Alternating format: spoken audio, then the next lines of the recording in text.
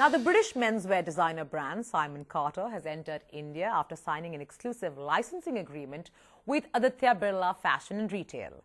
And Simon Carter seems absolutely thrilled about it.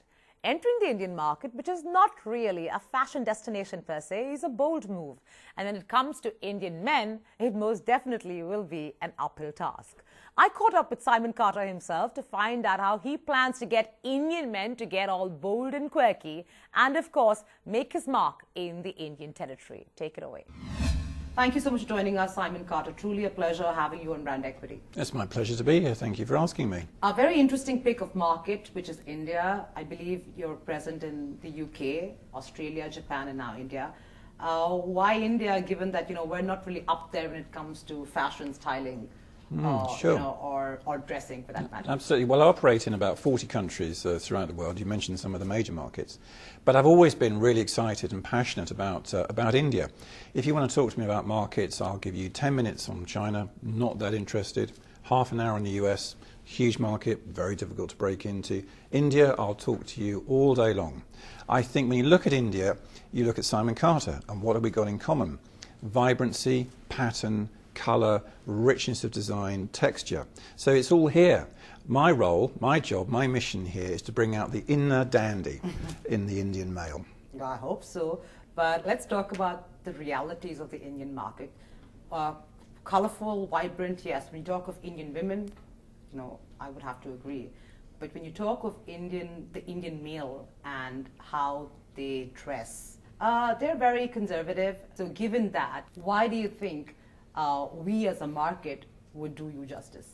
I think you've put your finger on it. It's the fact that they don't wear these kind of clothes now that excites me. In other words, the potential for the market is absolutely huge. Look, we opened the Chennai store 4 weeks ago, and it's been absolutely mobbed. People are absolutely loving the product. They're getting very excited. We've had customers who've come back 3 or 4 times already. And it's a conversation piece. My clothes are a conversation piece. They're different, they're unusual. And I think there's 2 issues here with the Indian male. I think the first is the product hasn't been available to them before. And the second is that they need to be educated as to how to wear it. Absolutely. Talking about your pricing and positioning, as you're well aware, India is a very price-sensitive market. How are you positioning your brand? Are you looking at it as, massy and affordable? Are you looking at it as premium? Are you positioning it as complete luxury? No, the phrase that I use, and I use this globally, is that Simon Carter is beginner's luxury. Okay, what does that mean? I'll explain. So it is aspirational, but it's attainable. So in the UK, this shirt, for instance, would be £150. Now, that would be a considered purchase. It's not a cup of coffee. Yep. But it's beautifully made, it's fantastic fabric, great detailing, and highly original. We only make 250 of these. So again, that analogy of joining a club. And that is your kind of entry level into luxury. Luxury should carry something special about it, something that maybe not everybody else is going to be able to get. Now, obviously, in terms of the launch here in India, this would be completely inaccessible to just about everybody in the Indian market. So by working with the team here, we've come up with a product that's got the DNA of Simon Carter running very clearly through it. Okay. Absolutely so. My design input has gone into every product that's in the store. But we kick off at 3,000 rupees for a shirt.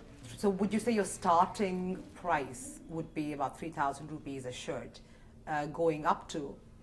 Yes, going up to 6,000 rupees for a shirt. 6,000 rupees. Yes. Okay. So again, in terms of how does that translate into the market here, it's aspirational. It's not something where you're going to think, oh yeah, that's cool, that's great, that's super cheap. But when you see what everything's gone into it and the quality, the environment in which it's sold, you can see there's a little bit of aspiration. You can kind of sense what I call the kind of starter luxury, beginner's luxury about it. I mean, I was very clear when we started the conversation around this product. I mean, there are some brands globally that insist on global pricing, that everything has to be exactly the same in every country throughout the world. And that's the way that they work. I've been very clear that as long as I can maintain the quality and the DNA and the handwriting of my brand, I have to respect and acknowledge the local market for the brand to succeed there. So if someone is wearing a Simon Carter, what would that statement be?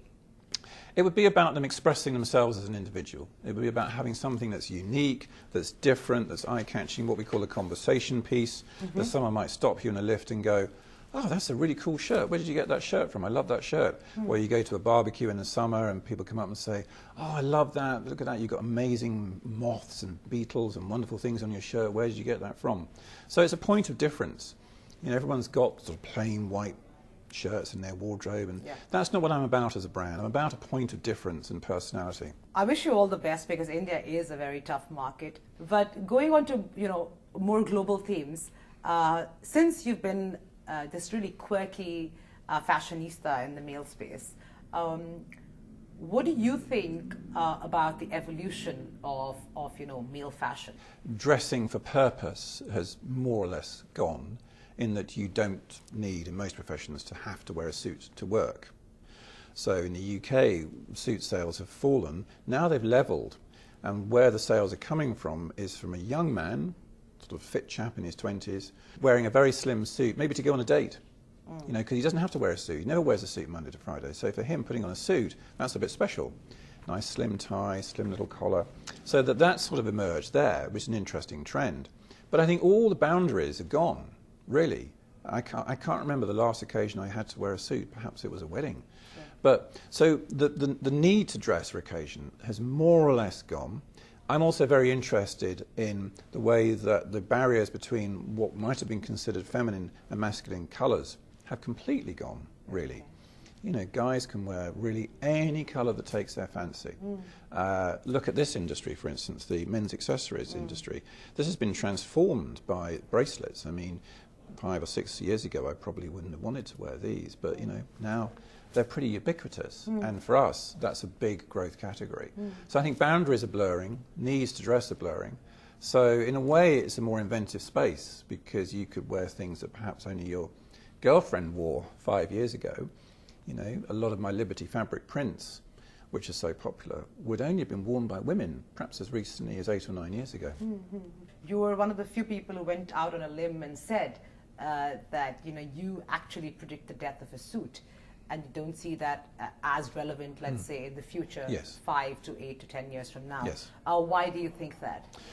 It'll become a garment of choice, not need. I mean, it already is, you know, to my point. What profession, it might be a little bit more formal culture here in India, I'm not sure. But in the UK, even city jobs, where you had to wear a suit and tie, it's gone. It's gone. Guys are wearing, maybe not as vibrant colours as this, but dark chinos, a jacket, no ties. So it's pretty much gone. And, you know, history has these moments. I mean, if you go back 100 years ago, you went to the city in a morning coat and a top hat, and then maybe a bowler hat, and then no hat. So things evolve, things come, things go. There's nothing wrong with that. Being able to peer into the future and predict that is useful. You know, I mean, suits, I think when I started my business, the suits were 40% of the menswear market. Now they're just under 8%. Oh, wow. So it's a huge decline. So what is now the majority of the male market? It's what I would call multi-purpose clothing. So let's look at what I'm wearing, for instance. So this jacket, which is a lovely Marzotto fabric, I've worn it pretty casually today, but I could have like a white piqué cotton shirt, knitted silk tie, dark chinos, and maybe go to that wedding in it. Or I could just wear it like this and go down the pub. I think today's man wants garments that will cross many purposes. You know, they're investment pieces. We've got a lot of cool in our money. There's a lot more experiences people want to do rather than necessarily just shop. So people want a garment that they're going to be able to really multi-purpose rather than single-purpose. You know, you're so well known for your cufflinks, but would I be right to ask you that, don't you think cufflinks are also slowly, you know, dying a slow death? Well, cufflink sales have declined. I mean, the peak for us for cufflink sales was around about 2006, 2007. Okay. And what's happened is that you've got a kind of, when they were very much a fashion item, and a young guy would wear that suit with the big knot, do you remember? Yep. And the sort of David Beckham style big suit with the big cuffs and the big cufflinks, and it was the thing, and you know, we just couldn't make them fast enough. What you're left with is a core of probably older guys who maybe do literally like dressing up in a suit to go to work. Some lawyers or doctors or dentists, whatever it might be. And for them, it is a choice to do that. It's not that they have to wear a double cuff shirt. And so our cufflink sales have actually risen from that sort of low base of 5 years ago. They've risen about 10%. The challenge is to make a beautiful cufflink that that guy hasn't got in his cufflink drawer, or that his wife is going to go, I must get that for him for Christmas. So the number of options that we do is fewer. It's probably declined by 50%, but each one is doing something very specific and very beautiful. You know, given that you are a fashionista, and you know, I'm hoping that my male viewers are going to take you know, some lessons from you on dressing. What would you say are 3 must-haves in a man's wardrobe? I would say a really versatile jacket. I hesitate to use the word blazer because I think that's a bit constricting. Okay. But a jacket, I mean, this is a pretty good example. Something you can dress up or dress down. You can look smart to meet the mother-in-law. You can look casual and see the guys down the pub. This might sound a bit obvious, but a really good pair of shoes. Buy once, but buy better. You spend a lot of time on your feet. So buy a really good pair of shoes. And then I would say, let's go for another really good accessory. You know what? Why don't you go for a really interesting belt? You can change an outfit so easily just with a really nice belt. We've got a beautiful woven belt in the stores here. And that's a way to make an outfit go so quickly from formal to casual. You go from a shiny black belt to a woven belt. There, you change it, formal to casual. And 3 absolutely must-nots. Oh, that's easy. Right, here we go. Let me tuck myself in for this one. Okay, so the must-nots. Novelty socks. So the ones that have Bart Simpson on them, Disney characters, same with ties. Absolutely not. They're not funny, they're not big, they're not clever. Cargo pants, never looked good. You look like a sort of slightly dodgy garage mechanic. Those absolutely need to go. And then, so I've only ever really been asked for 2. What would I go for a 3rd one? I think this is a generalisation. Clothes that are too tight. Just know when they're too tight. If you're super young, super fit, and go to the gym in your spare time, fine, show off your figure. If you're a gentleman of a certain age and you've got a little bit of an investment round here, not too tight. You know, you have, your prints are very bright, very quirky, you know, and almost fashion eccentric, if I could say that. Oh, I like that. Yeah, so, I think I like fashion eccentric. So, it's better than odd. Yeah.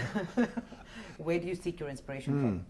It's a question I probably get asked the most, and you can be a bit glib with this answer, but it is true to say that it is, generally speaking, things I see around me. So before this afternoon's round of interviews, I don't know how we got onto this subject, but I started asking somebody about vintage Indian matchbox covers. Wow, okay. Because I thought they might look really interesting. Quick look on Google, and they're amazing. So there's absolutely no doubt that for autumn, winter 18, you're going to see Indian matchbox covers on a shirt. So it can be as literal as that. I remember when I went to Delhi, and they have monkeys running around in Delhi, which came as a shock to me, but there was something incredibly endearing about it. So when I came back that season, I made a beautiful little monkey face cufflink out of onyx and mother of pearl and put that into the collection there. So it's a bit prosaic. It is literally things I see around me. My last question before I let you go is, what is the difference between, let's say, European male dressing versus American male dressing versus the Asian male dressing? I would say that the Brits have always been adventurous, but I think we've always had that latent eccentric streak within us of not consciously expressing ourselves through our clothes, but being not really caring so much what others think, and therefore wanting to please ourselves. Now, comparing that to American market, the mass American market is very conservative. You know, it's Brooks Brothers shirts, button-down shirts, and a nice blazer and chinos. And American customers come a lot to my store in Mayfair, and for them it's almost like a sort of shirt theme park. They kind of come in and go, oh, look at that, that's really cute, that's amazing. They never buy anything. And they just sort of go through the whole store, like they paid £1 to come in and just say how amazing the shirts are, but they never buy anything. The Asian market, I think in Hong Kong, they are really getting quite bold, very fashionable actually. And I think the young Chinese that travel are becoming very interesting and very fashionable. Right. I think there's kind of more hope there, perhaps, than perhaps there was a decade ago. The Japanese have always been extremely interesting. But, you know, to lump all of Europe together is a bit misleading as well. Parisian man. Well, the Parisian man, again, is quite conservative. And it's like the Italians, they're always beautifully dressed, but they're not risk takers. You know, if you go to Pitti l'Uomo, the men's show in Florence, which we used to do every season, and it's like a sort of parade of Italian dandies and peacocks coming past, beautifully dressed, but it's a bit of a uniform. They'll all have the same look for that season, but done beautifully, the best cloth, the best cut, you know, immaculate. But they look to us, the Brits, to kind of zhuzh it up, to come up with something a bit different, to come up with a trend or something that's going to be a little bit unusual. And on that note, thank you so much. It's been my pleasure. And all the very best once again. Thank you so much. Thank you.